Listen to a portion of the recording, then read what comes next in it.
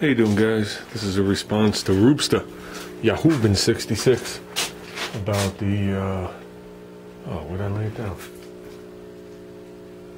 About polyester glazing putty or metal glaze.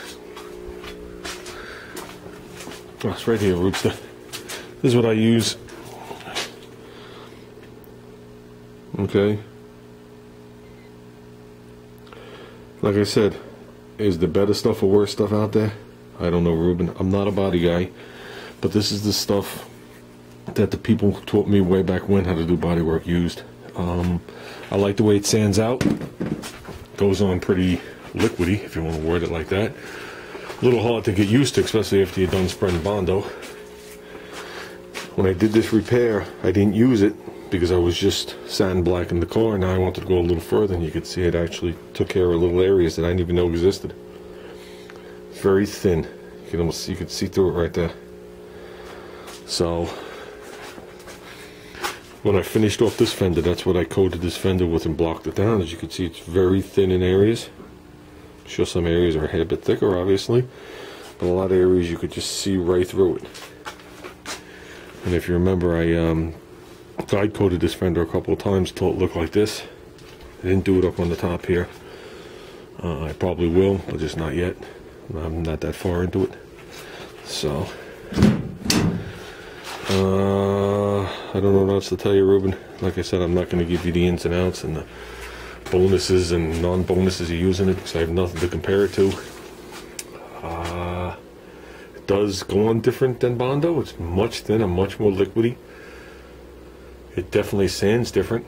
I found if you get some high spots in it, a little tricky to get them down at first, but you can knock them down if you want to knock them down with 80 or 120, being cautious of what you're doing around it.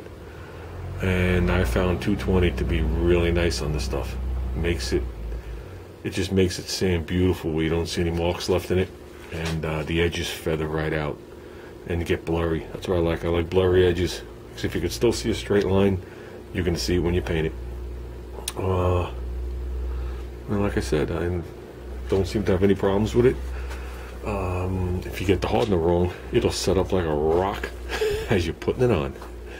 That I know. Very temperature sensitive. And you get the hang of it, trust me. But don't put it on thick like you're putting on Bondo thinking you'll just whack it down. To me, I might be wrong, but it seems a lot harder to work down. I'll word it like that. And in the process of trying to whack it down, you could definitely put whoops in it and grooves in it and all stuff that you got to deal with later, over and over and over and over again. So the key to putting it on is very thin, very long strokes. Just keep working it, and you'll actually see it flatten out. It stays glossy, but you'll actually see it lay out a little bit. And at that point, just hopefully you're good to the point where you can sand it. So, but just remember, you know, you're not going to just feather out the edge and call it good. It will ramp up. So, like I said, Ruben, that's what I use. If you have a problem finding it locally, I can get it right here at the corner. Literally, it's between a quarter and a half mile from my house. And I could send it to you if you want. But I don't know. Let me know what you find and how much you find it for, and I'll tell you. I already just sent you a text